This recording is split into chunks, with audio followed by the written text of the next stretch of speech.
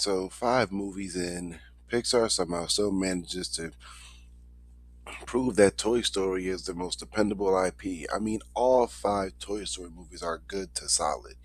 And even if I don't really like Toy Story 4 that much, I do think it's still good. I think Toy Story 5 is better than Toy Story 4, but not better than the original 3.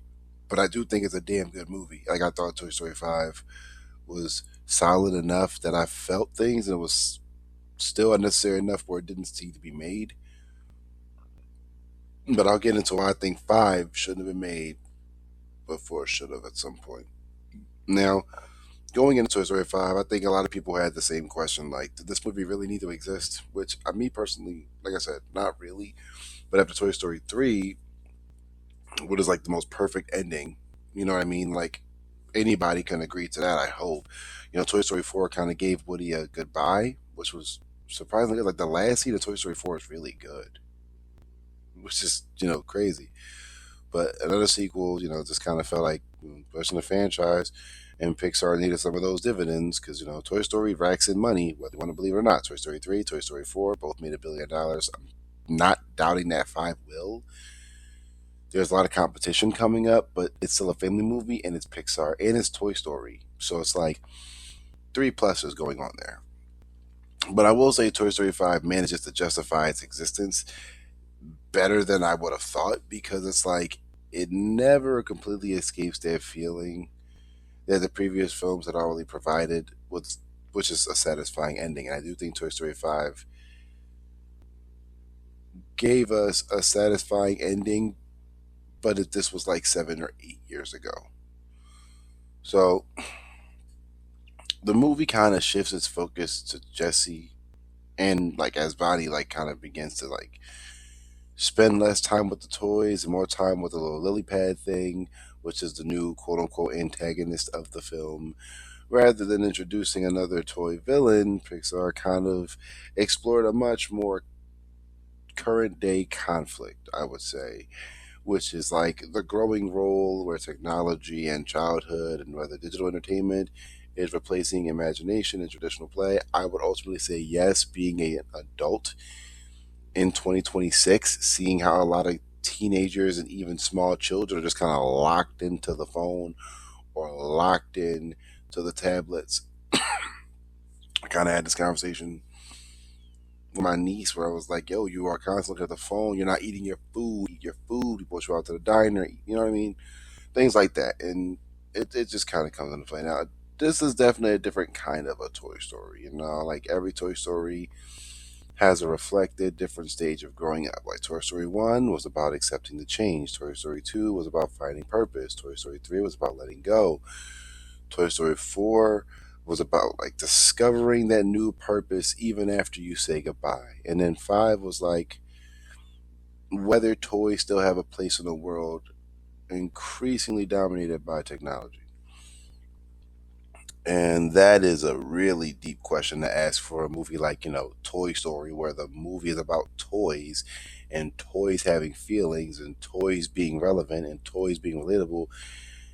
That is a very logical question and honestly a logical step for the movies to have gone.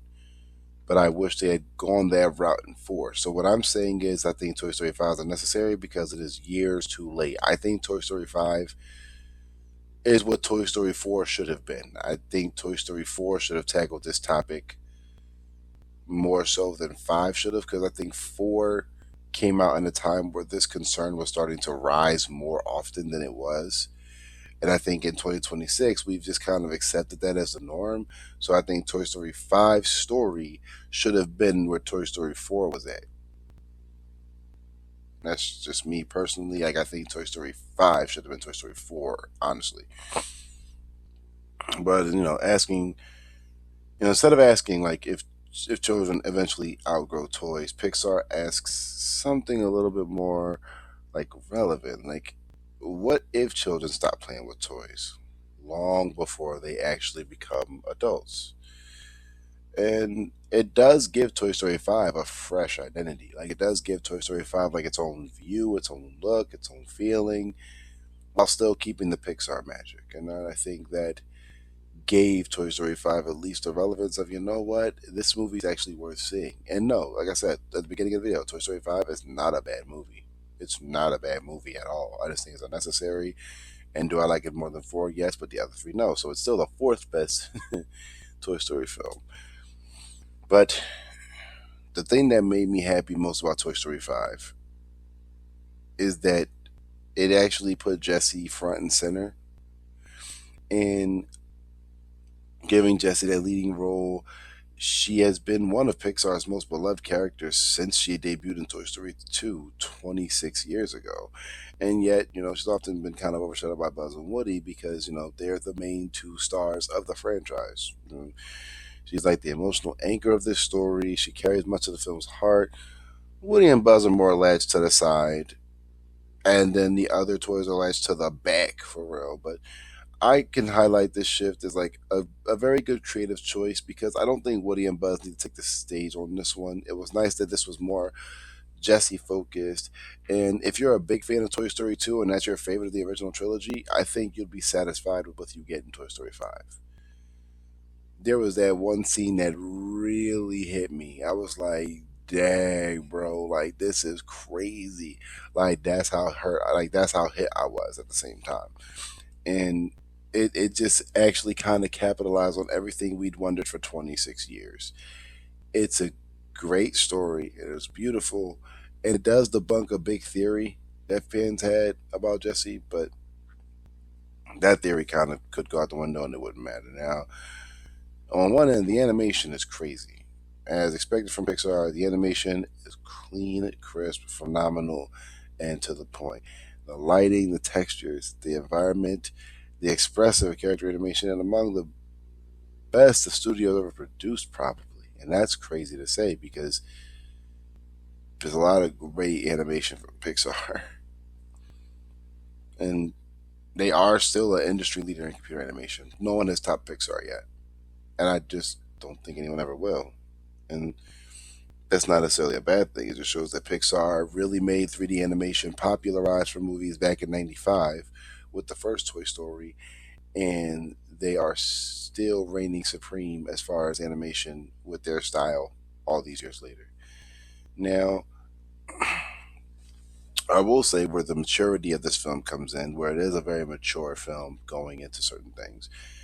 Now, you have this whole point with Bonnie, where she is older. It is a few years later. I think Bonnie's supposed to be 8 now in Toy Story 5, and she's going into technology, dealing with the struggles of social media. She never really could make any friends because she still played with toys, but all the other kids played with tablets and technology and things like that. Even though she's 8, you know what I mean? Playing with the toys at 8 seemed a little weird to the other kids who played with tablets already. And Bonnie seems to struggle with this social thing of asking kids to be friends with her because she has neighbors who are kids, but she's afraid to talk to them. Still, on the other end, I do think that the character Blaze is where she comes in is a very nice character addition, and I would love to see a Toy Story 6 now with these two as the main kids throughout the entire movie to see how they interact with each other, that they play with each other, and if their friendship even blossoms, even if it's kind of weird because I feel like Blaze is supposed to be like 12, like, but I could be wrong. Blaze could probably very well be like 8 or 9.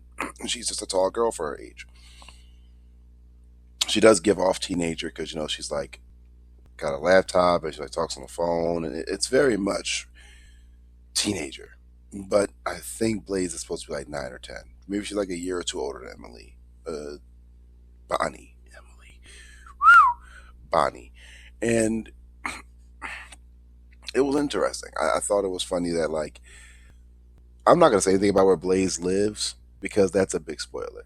But I will say that Blaze gives off the wants to be friends with people but doesn't really know where to fit in quite well. And I love that they kind of a race against time to kind of get these two to meet each other.